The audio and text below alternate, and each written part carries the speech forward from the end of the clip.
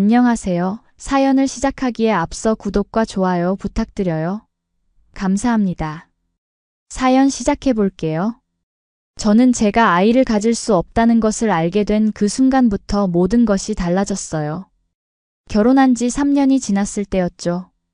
병원을 수십 군데 다녀봤지만 결과는 늘 같았어요. 죄송합니다만 임신이 어려울 것 같습니다. 처음에 남편은 괜찮다고 했어요. 아이가 없어도 우리는 행복할 수 있다고요. 하지만 시간이 지날수록 남편이 달라지는 것을 느꼈어요. 가족 모임에서 조카들이 뛰어노는 모습을 물끄러미 바라보던 그 눈빛을 잊을 수가 없네요. 은주야, 미안해. 결혼 5년 차에 남편이 꺼낸 말이었어요. 다른 여자가 생겼다는 고백과 함께요. 그리고 얼마 지나지 않아 이혼 서류가 제 앞에 놓였죠. 시어머니는 제게 차갑기 그지없었어요. 애도 못 낳는 여자가 뭐하러 우리 집에 들어왔니? 우리 아들 인생 망치지 말고 그냥 나가라.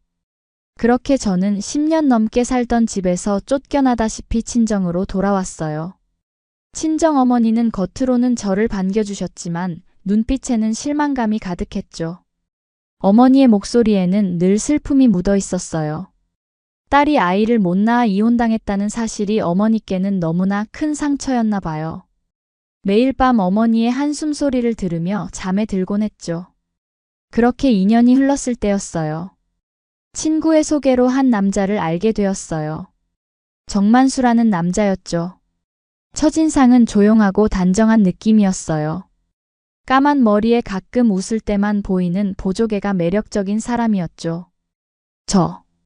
사실 저는 새 아이의 아버지입니다. 만남이 잦아지자 그가 꺼낸 말이었어요. 놀랐지만 이상하게 마음이 편안해졌어요. 만수 씨는 아내를 5년 전에 잃었다고 했어요. 막내딸을 낳고 얼마 지나지 않아 병으로 세상을 떠났다고요. 그 후로 혼자서 새 아이를 키워왔다는 거예요. 첫째는 현우, 초등학교 4학년이에요. 둘째는 준우, 3학년이고요. 막내는 지연이, 이제 6살이죠. 세 아이 모두 착해요. 하지만 아무래도 엄마가 없어서 그런지 항상 무언가 부족해 보여요. 그의 이야기를 들으며 제 마음속에 작은 불씨가 피어오르는 것을 느꼈어요. 어쩌면 내가 그 아이들의 엄마가 될 수 있지 않을까? 우리는 만남을 이어갔고 서로에 대해 더 많이 알아갔어요. 만수 씨는 제가 아이를 가질 수 없다는 사실을 알고도 전혀 개의치 않았어요. 만수 씨는 자신에게 필요한 것은 아이들을 진심으로 사랑해 줄 수 있는 사람이라며 제게 그런 사람이 되어줄 수 있느냐고 물었습니다. 그 질문에 망설임 없이 답했고 우리는 1년 후 결혼했어요.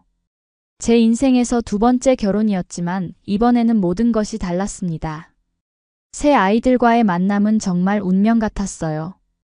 첫째 현우는 처음에는 무뚝뚝했지만 시간이 지날수록 마음을 열었고 둘째 준우는 호기심이 많고 장난기 가득한 아이였습니다.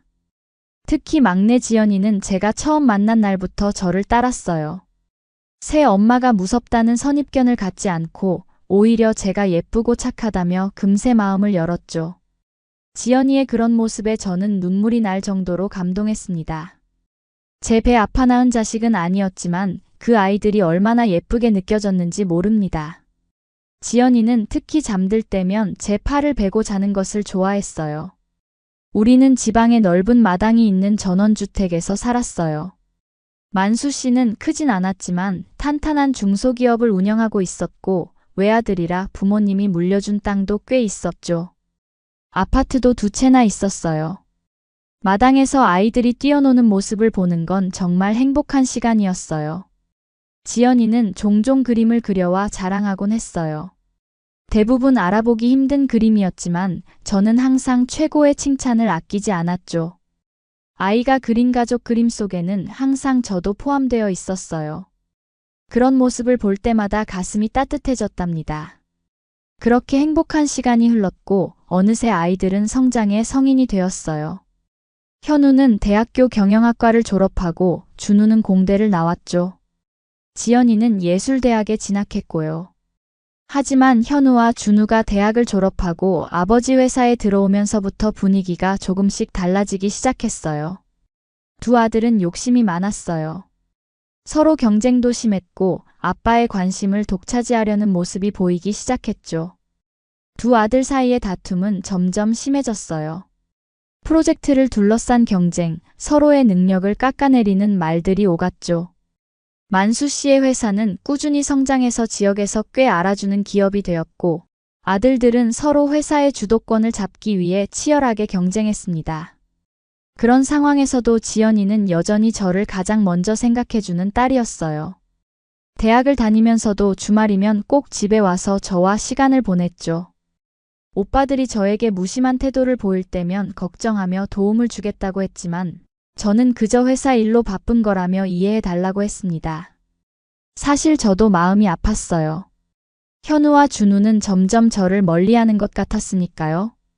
아버지만 챙기고 저는 안중에도 없는 것 같았어요.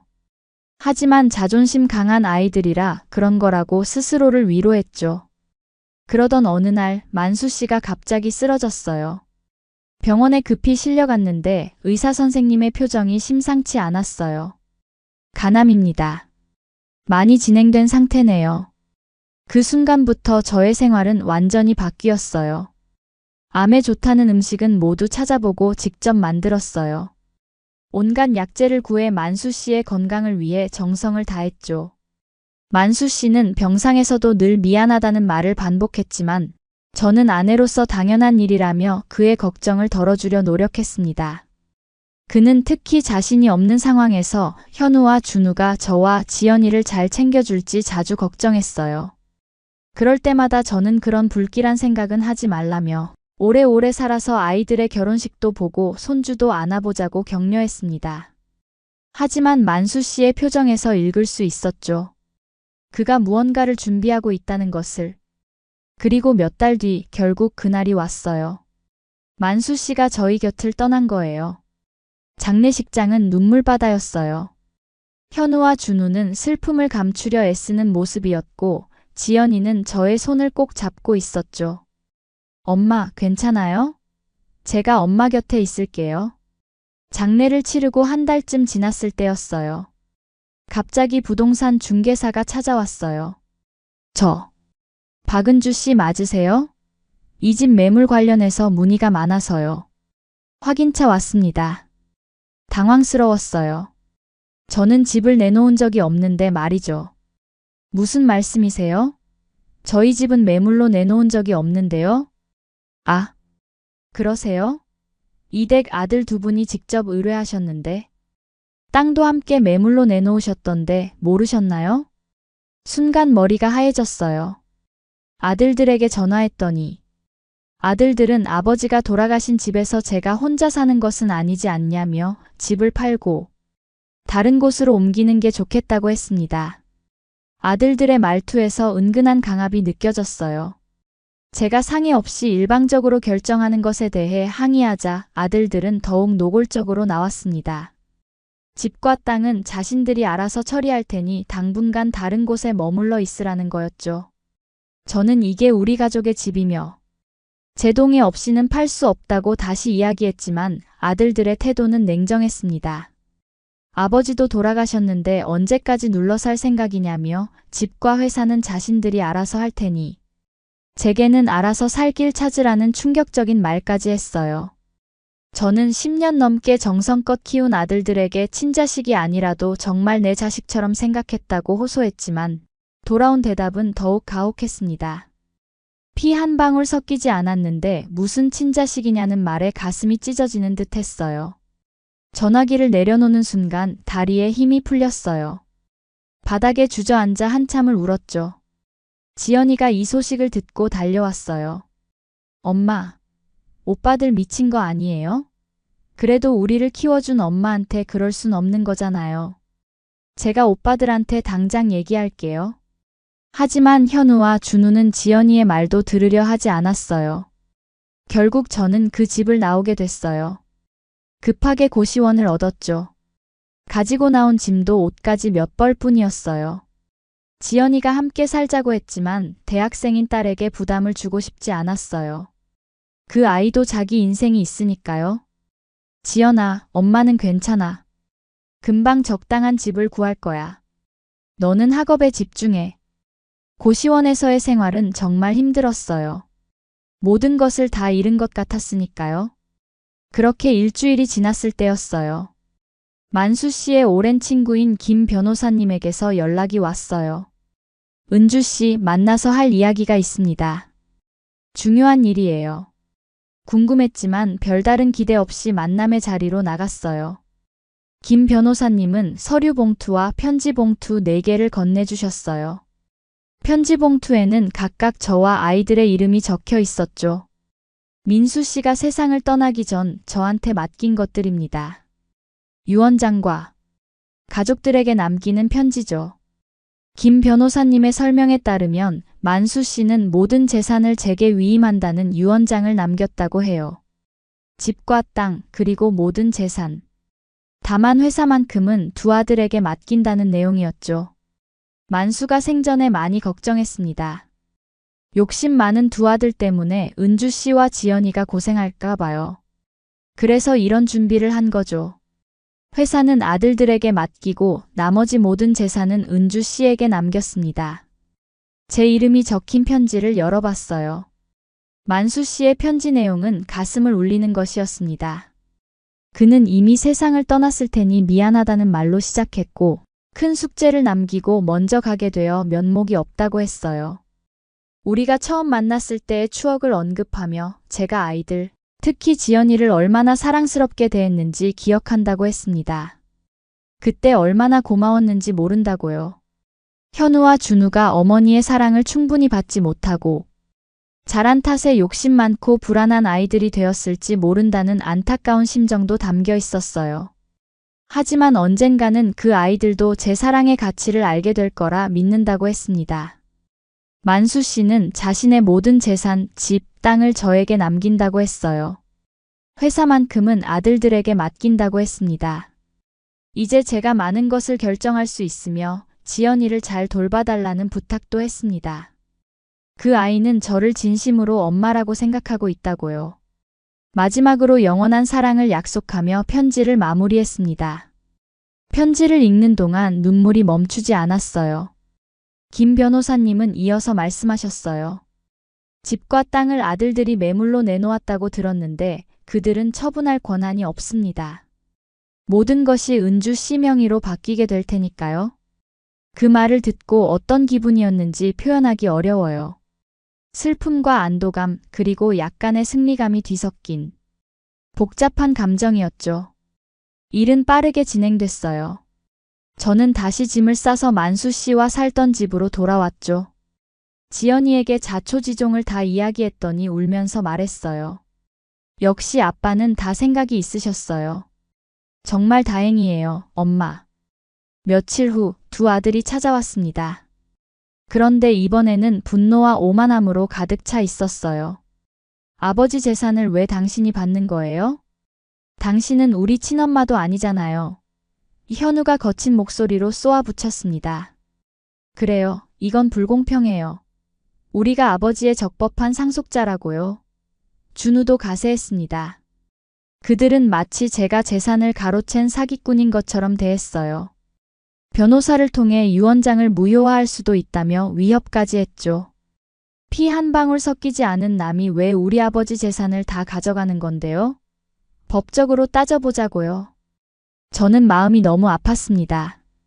나는 너희를 친자식이 아니라고 생각한 적이 단 한 번도 없어.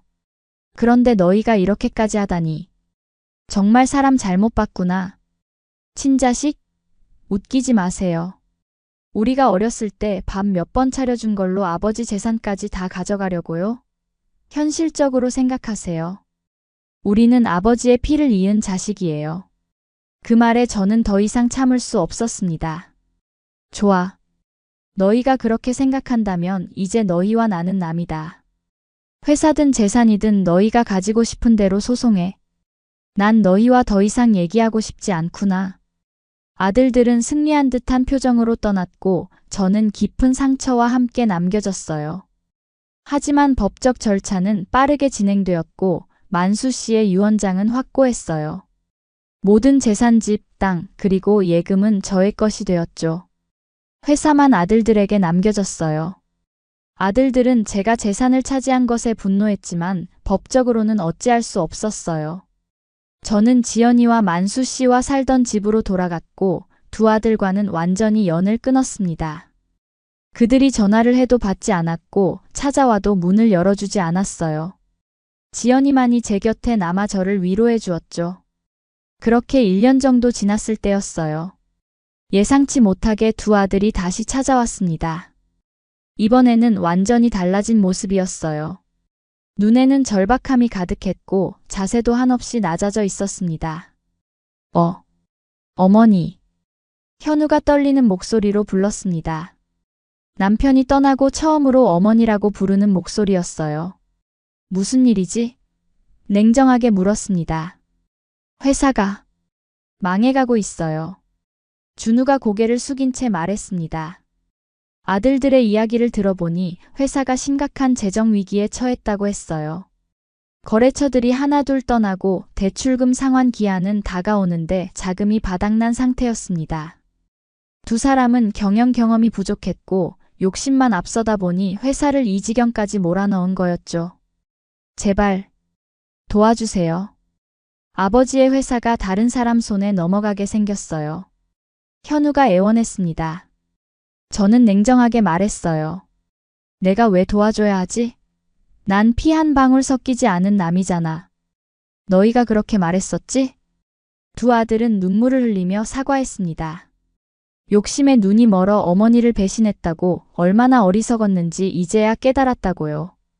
이제 와서 그런 말이 무슨 소용이 있겠니? 너희가 나를 어떻게 대했는지. 기억나? 결국 나를 고시원에서 살게 했던 거 기억나? 정말 죄송합니다. 우리가 잘못했어요. 준우가 흐느꼈습니다. 저는 천천히 일어나 금고에서 서류 한 묶음을 꺼냈어요. 그것은 만수 씨가 남긴 또 다른 유언장이었습니다. 너희 아버지는 이런 상황까지 예상하고 계셨어.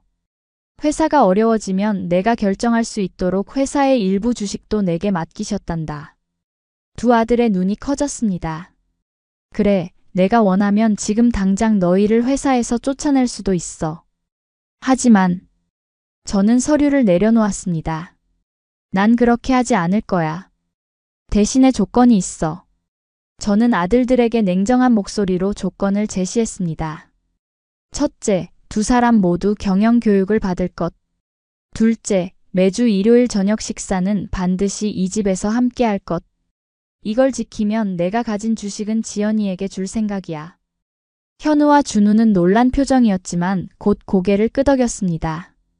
아들들은 주저없이 고개를 숙이고 눈물을 흘리며 진심 어린 사과를 했습니다. 저는 그제서야 마음이 조금 풀렸어요. 자, 이제 회사 문제를 해결해보자.